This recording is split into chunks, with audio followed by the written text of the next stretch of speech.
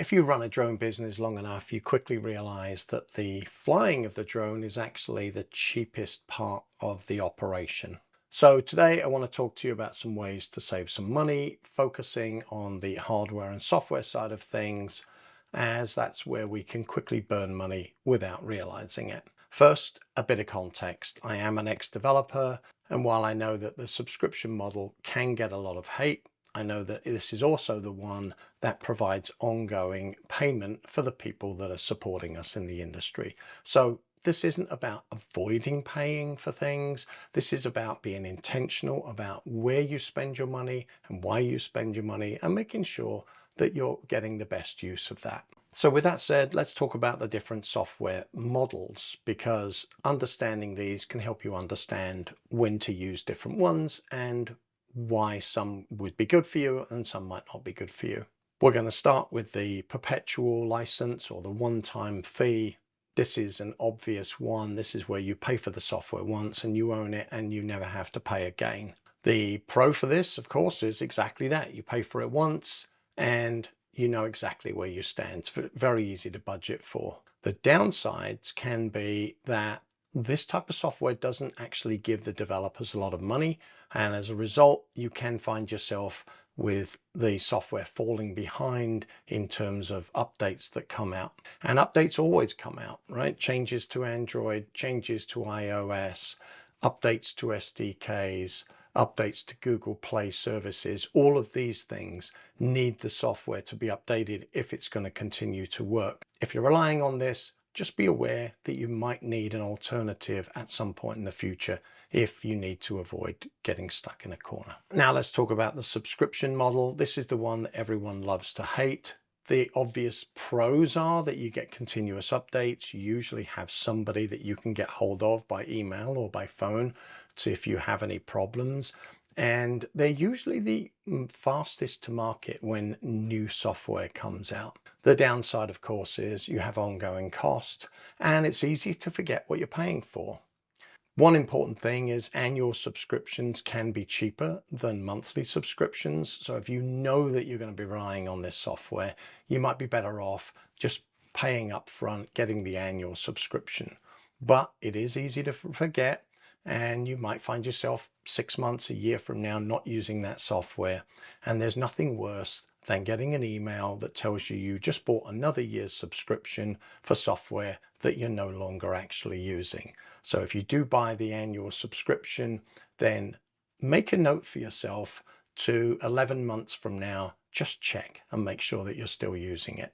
Now the freemium model is where somebody gives you software for free, but it's usually hobbled in some way, either limits what you can export or limits resolutions that you can handle, or it's just limited in how much processing you can do for it. So these can be a great way to dip your toe into the water to see if a piece of software works for you. But just be aware that you probably will need to upgrade at some point. So just be aware of that and make sure that you only get into this and you only rely on it if you're intending to upgrade. The loss leader, this is one of my favorite models if it's done well, but not all software can do this. But this is where somebody gives you a piece of software and they get something in return. So as a great example here would be DaVinci Resolve. DaVinci Resolve is hands down one of the best video editors around, and yet they give it away for free.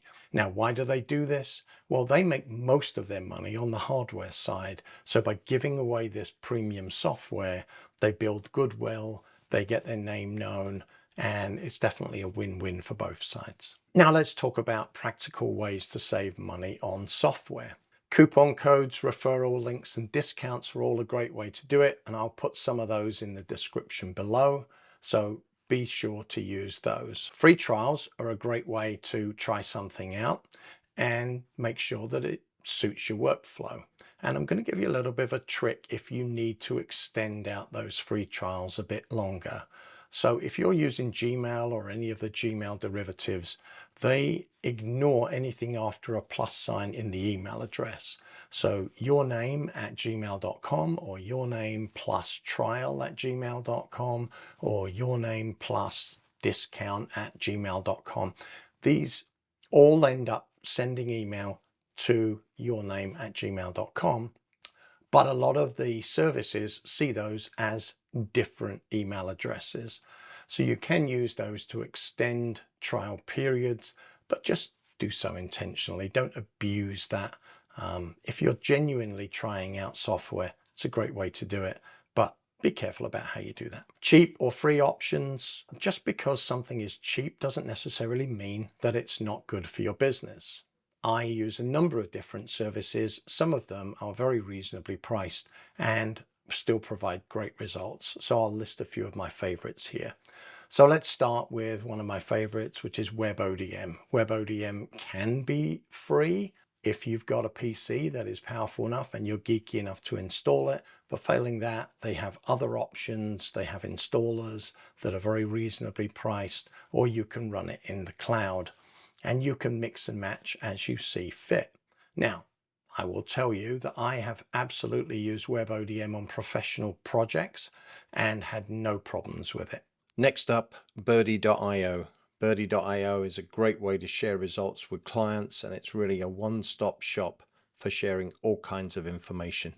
Now, personally, I find their processing fees a bit high, but one of the nice features that they have is that they will allow you to import results that you've performed somewhere else. So as a good example, I will frequently process in WebODM and import those into Birdi. So by combining these two solutions, you can get a very reasonably priced full package that does everything you need without breaking the bank. DaVinci Resolve. I've been using DaVinci Resolve since about 2014, and it's hands down one of the best video editors in the world. Best of all, the free version is more than enough for most users. And if you have need of certain features that are only in the studio version, well, the studio version is still less than half the price of Premiere Pro. Google Earth Pro. Google Earth Pro is a Swiss Army knife. There are so many uses for this tool. And if you haven't seen my precision drone mapping series, I suggest you go look at that. I list a number of different ways to use things there for planning purposes. So we could talk about this all day. There are so many different uses, but it's 100% free and just use it. Sharing enterprise licenses. So this is another underrated strategy. If an enterprise product allows for multiple seats, you can build a virtual team with other providers that you know and trust. This is a great way to share the cost of an enterprise product across multiple users. And because you're buying an enterprise product, you usually get access to the higher tier functionality that you might not have got access to as a sole provider. Obviously only do this when the license terms allow, but if they do allow for it, this can be a big win. Canceling and resubscribing. This can be a bit of a pain, but if you find that you only need a piece of software for a month or two and they allow for a monthly subscription, then buy it, use it for 2 months, cancel the subscription. You can always come back and buy it again later if you find you've got another project that needs it. Yes, it's a bit of a pain, but it can also save you hundreds of dollars a year. Hardware. This is one area where people frequently overspend, and the biggest overspends here are in batteries and in processing. So let's talk about those two separately. First of all, let's talk about batteries. Drone batteries, they can be expensive, they do wear out, and they are usually not compatible with the next drone. So spending a lot of money on batteries can paint you into a corner. As an alternative, buy a good field charging setup like a DJI Power 1000 or something like that. A DJI Power 1000 will charge about 12 Mavic 3 Enterprise batteries. So as long as you've got enough batteries to continue to fly while the batteries that you've just taken out are charging, you can fly all day. And the best news is when you buy the next drone, you can continue to do the same thing. You don't need to buy enough batteries to fly all day. You just need to buy enough batteries to keep flying while those batteries are charging. Processing. Processing locally can save you a lot of money, but only if you're doing a lot of volume. There's no point in going out and spending thousands of dollars on a very expensive processing rig, only to find that you're only processing 2 or 3 maps a year. So when you're starting out, what I would suggest is process in the cloud and just spend some fees and do it that way. If you find yourself at the point where you're doing a lot of processing and your cloud processing fees are increasing, that's when you would go and buy a big piece of hardware, but let the usage drive that upgrade, not the intention. So there we are. Saving money as a drone service provider doesn't need to be about being cheap. It's about being intentional. Support the software that supports our industry, but be careful and make sure that you're only buying things that you really need. I've included some money-saving coupons down below and some links that should help get you up and started quickly. And if you use those, it also supports the channel. As always, I love to hear from you. So if you've got any thoughts or comments or ideas of your own for how to save money, I would love to hear from you. And I will see you in the next video.